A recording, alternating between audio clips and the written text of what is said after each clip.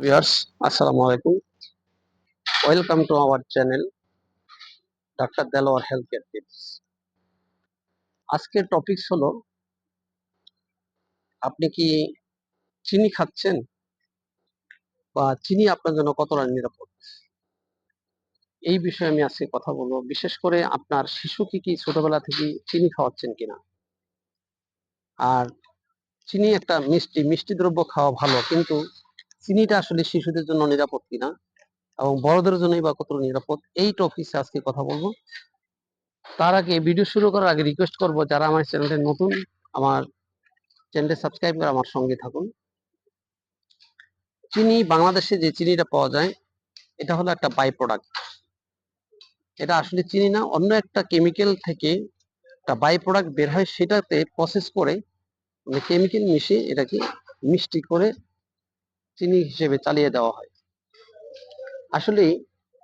এবং আমরা ওই চিনিটা শিশুদের খাবারের জন্য মিশাই। শিশুদেরকে দুধ খাওয়ানো হয়, শিশুদেরকে সুজি খাওয়ানো হয়, শিশুদের খাবার তৈরি করার জন্য। যে ছোট ছোট বাচ্চা 2-4 মাস থেকে শুরু করে যে বাচ্চাগুলা আছে, যারা বুকের দুধ খায়, তাদেরকে এক্সট্রা যখন খাওয়ানো হয় 6 মাস বয়স থেকে, তখন এই মা বোনরা কি করে চিনি মিশায়, তাল মিষ্টি মিশায়।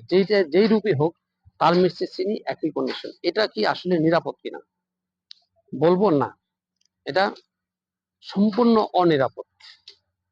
এটা হলো প্রসেস করা এই চিনিটা।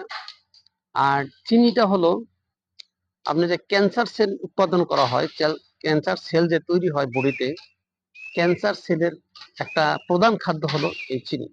আমি চিনি নিয়ে আমার চ্যানেলে ভিডিও করে রাখছি, আপনারা দেখতে পারবেন। চিনি খাইতে আমি অনেক ভিডিওতে আমি বারণ করছি।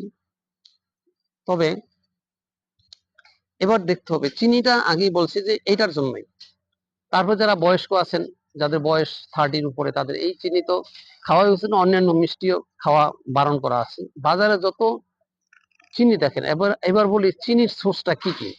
যত মিষ্টি আছে, যত আইসক্রিম আছে, তারপরে যত সফট ড্রিঙ্কস আছে, যত জুস আছে, সবগুলোর মধ্যেই চিনি। এবং এই চিনিটা, এই জুসের মধ্যে যে চিনি পাওয়া যায়, সফট ড্রিঙ্কস এর মধ্যে যে চিনি পাওয়া যায়, এগুলো আরো মারাত্মক খারাপ। এগুলো আরো কয়েক গুণ শক্তিশালী চিনি প্রসেস করে দেওয়া হয়, যেটা ক্যান্সারের জন্য দায়ী, ডায়াবেটিস জন্য দায়ী। হুম ডায়াবেটিস যাদের হয়, ইনসুলিন রেজিস্ট্যান্স হবে, এগুলা বড়দের ক্ষেত্রে বলছি। আর ছোটরা যদি এটা ছোটবেলা থেকেই খেতে থাকে, তাহলে একটা সময় চিনিটা কনভার্ট হয়ে কার্বোহাইড্রেট হয়, শিশুরা মোটা হয়ে যাবে, মোটা হয়ে সেলগুলা পরিপূর্ণ হয়ে যাবে। তখন ছেলে আপনার কার্বোহাইড্রেট নেওয়ার মতো বা চিনি নেওয়ার মতো আর জায়গা থাকবে না। অনেক সময় দেখবেন অনেক ছোট ছোট বাচ্চাদের আপনার ইনসুলিন রেজিস্ট্যান্স হয়ে যায়, ডায়াবেটিস হয়ে যায়। এটার কারণ হলো এই অতিরিক্ত চিনি খাওয়ানো। বাজারে যে জিনিসটা আমি বারবার বলতেছি, হোয়াইট চিনি, এটা সম্পূর্ণ অনিরাপদ। এটা তো খাওয়ানো যাবে না। এটার বিকল্প হিসাবে বলে দেই, একদম অর্গানিক আখের গুড়, অর্গানিক খেজুরের গুড়, এই দুটাকে আপনারা চুজ করতে পারেন। এই দুটার একটা খাওয়াইতে পারেন অর্গানিক। আপনার আখের গুড় থেকে কোনো রকম কেমিক্যাল মিশানো ছাড়া যদি তৈরি করা হয়। তো এই ছিল আমার আজকে চিনি নিয়ে সংক্ষিপ্ত একটা ভিডিও। তো আশা রাখি আপনারা শিশুদের পাশাপাশি বড়রাও চিনি থেকে দূরে থাকবেন। চিনি খাওয়া যাবে না। ইন ফিউচারে চিনি খেলে ক্যান্সার হবেই নিশ্চিত। প্রচুর চিনি খেলে ক্যান্সার হবে।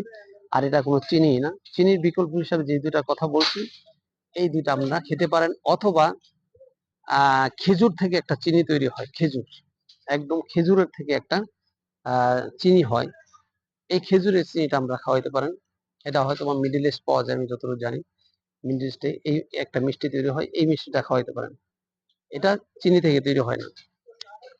তো আশা রাখি ভালো থাকবেন। আবার দেখা হবে নতুন কোনো ভিডিওতে, নতুন কোনো হেলথ টিপস নিয়ে। সেই পর্যন্ত সুস্থ থাকবেন। আল্লাহ হাফেজ।